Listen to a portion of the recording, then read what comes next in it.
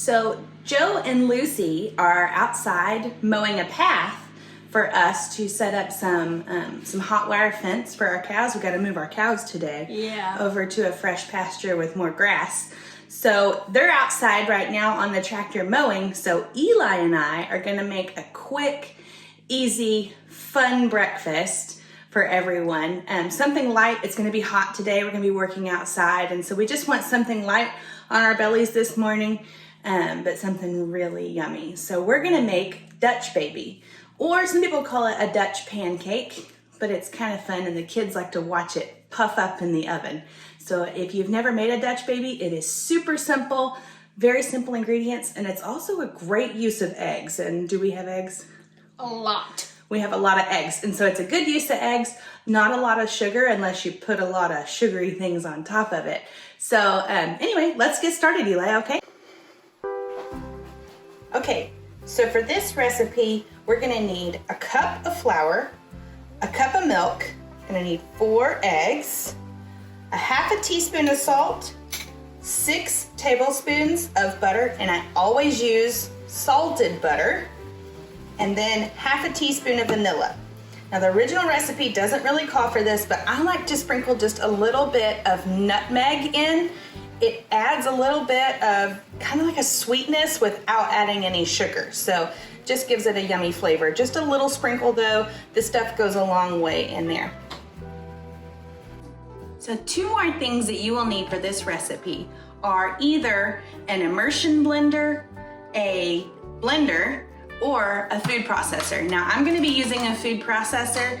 This is kind of my trusty little machine. I use it for so many things, and it's just so simple and easy to clean, and I can throw all the parts in the dishwasher, so it makes it really easy. So this is gonna be for blending our batter for the Dutch baby. And then you're also gonna need a well-seasoned cast iron skillet.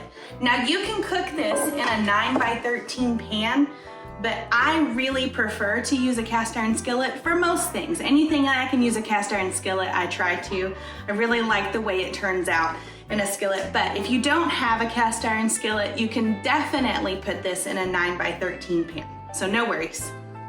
If you're gonna use a cast iron skillet though, make sure it's well seasoned. We'll be putting a little bit of butter in here, but we don't want it to stick because it's gonna puff up and it's gonna bake in the skillet, and we don't want it to stick.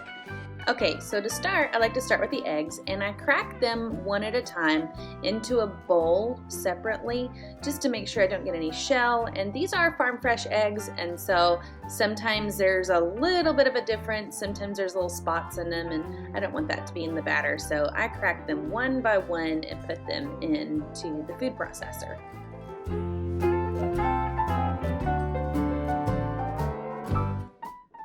Okay, so next we add the milk, and I am making such a mess here. Oh my gosh.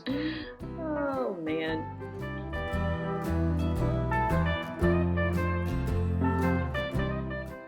Then we're gonna add the flour, 1 cup of flour.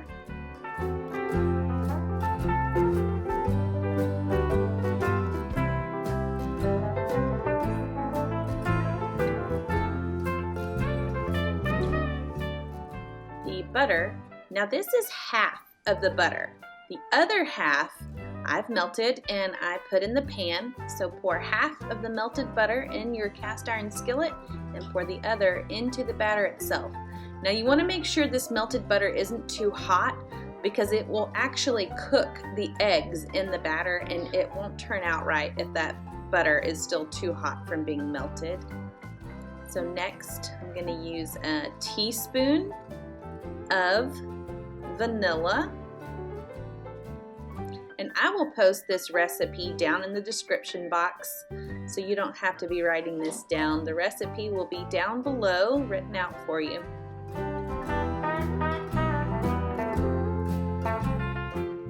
And next you're going to need half a teaspoon of salt. Making a mess here too. I'm a messy baker.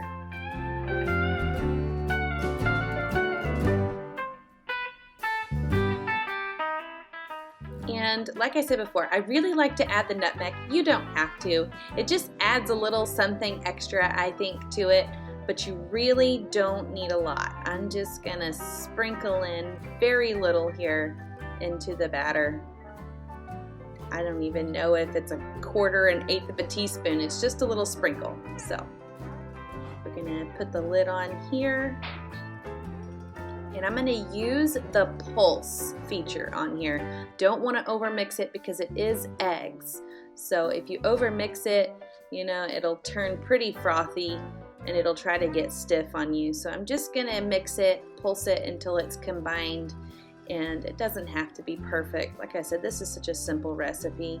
And there's our batter. And we're just gonna pour it into the buttered pan.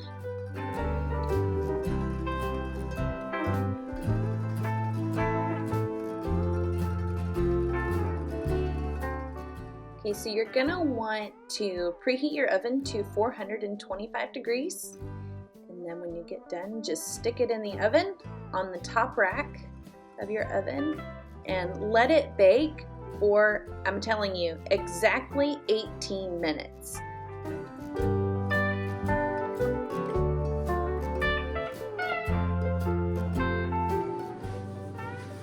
Okay, so while that's baking, we're gonna talk toppings. So everyone in my family is just a little bit different on what they like. I prefer just some maple syrup, some strawberries, and maybe just a dab of whipped cream. Eli isn't a big fan of strawberries. There's only a few fruits that he likes, so he usually goes not healthy at all. And he likes some chocolate chips and maybe a little bit of chocolate syrup on top. Sometimes some whipped cream too. Now, my Lucy absolutely loves strawberries, so I've got a big bowl of strawberries here that I am gonna cut up for her, and she loves whipped cream, so that's the way we're gonna go. I'm gonna show you how I make simple, fresh whipped cream. I don't have measurements for this, I just kind of go with it. I try to go really easy on the sugar in it. Cream to me itself is kind of sweet, and so it doesn't really need a whole lot, but I love vanilla in my whipped cream. So we're gonna do that. I also wanna plug this maple syrup. This is delicious. I don't know exactly where you can find this. I found this down in Waco at Heritage Homestead or Homestead Heritage, something like that, in Waco, Texas. And it is amazing stuff. It's straight from Ohio. So it is delicious, great maple syrup. We use it sparingly because I'm not going back to Waco anytime soon. So really good stuff. So let's get started on the whipped cream. Okay, so you're gonna wanna start with heavy cream. And like I said before, I don't measure this. I'm sure you can find a good recipe for whipped cream online, but this is all to how much you need. So I'm just gonna use, I'm gonna say this may have been a cup, maybe a little bit less of heavy cream. And I'm gonna whip it with my whisk for, I'm gonna say about a minute. I'm gonna whip it until it's just starting to leave a trail. And I don't know how much sense that makes, but it's almost whipped, but still a little bit liquid. So for almost a minute, you can kind of see here what I'm talking about. It's still a little bit liquidy, but it's starting to get whipped. And at this point is when I'm gonna add the powdered sugar. Like I said before, I'm not gonna add a whole lot of this. I don't want it overly sweet, and we don't need the extra sugar in our diet. So I'm just gonna take a pinch of this and put it in. And then I am going to add, after I wipe my hands, I'm gonna add in the vanilla. Like I said before, I'm not gonna measure this. I really like vanilla in my whipped cream. Some people might not. So just do this to taste. I probably put in about a teaspoon of vanilla in the amount of whipped cream that I'm doing. And now I'm just gonna whip it again for another minute or so until it gets really stiff and it gets the consistency that we like. So Then I'm gonna get the strawberries all cut up and ready to go, and the Dutch baby should be ready in the oven by then.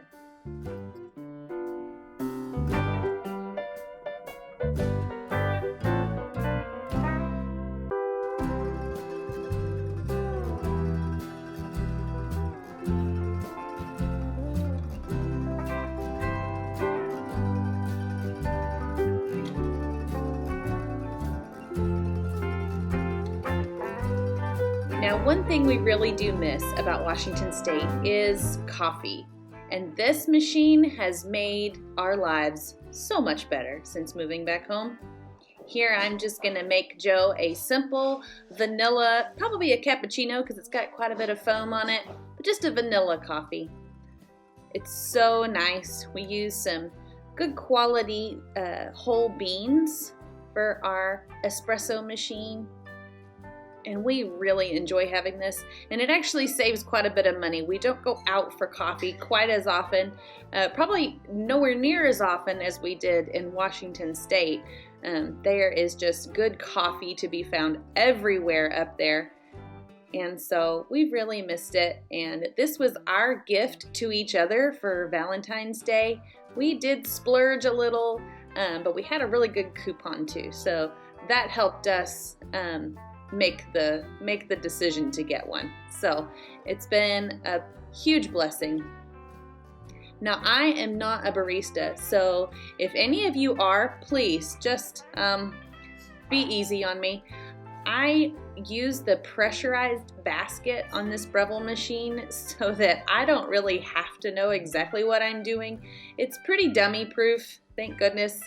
We get decent shots. They have a good amount of the espresso and a good amount of that crema on top.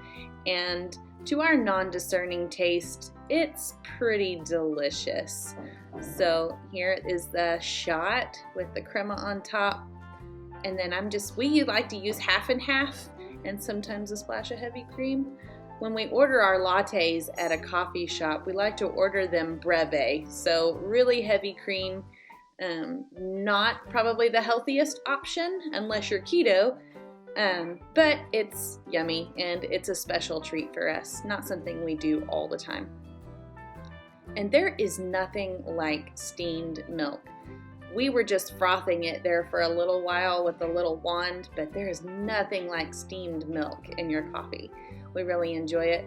Cool feature about this Breville machine is also the top of it is a cup warmer. So you saw me pull Joe's cup off of the top of the machine, and that's because it warms the cup when you set it on top. We love these Monin syrups. This is Joe's favorite, the vanilla.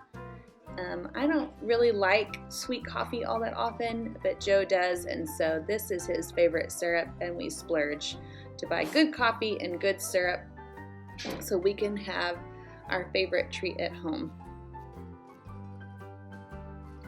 Now I'm just gonna pour, like I said before, I am not a barista. I can't do any kind of fancy latte art. We're just happy to have coffee at home. Nothing super fancy, but better than drip coffee when you're used to Washington State's coffee. All right, our Dutch baby is all done, and look how cool this is. I don't know why it puffs up the way it does, but it always is fascinating to me, and it's just so pretty. It'll fall a little bit. You see here how it's fallen, but it's still so pretty.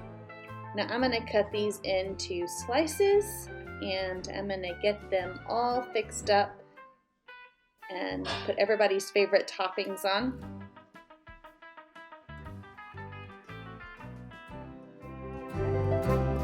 I'm gonna make Miss Lucy's favorite way first, and I'll show you. She loves whipped cream, and with less sugar in it. I don't mind giving her a little bit more than maybe I would otherwise.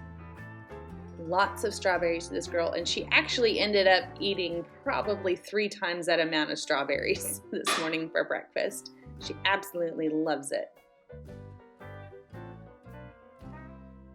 All right, so I've gotten everybody else's together. Now it's time for mine.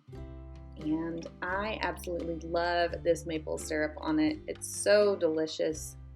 not overly sweet.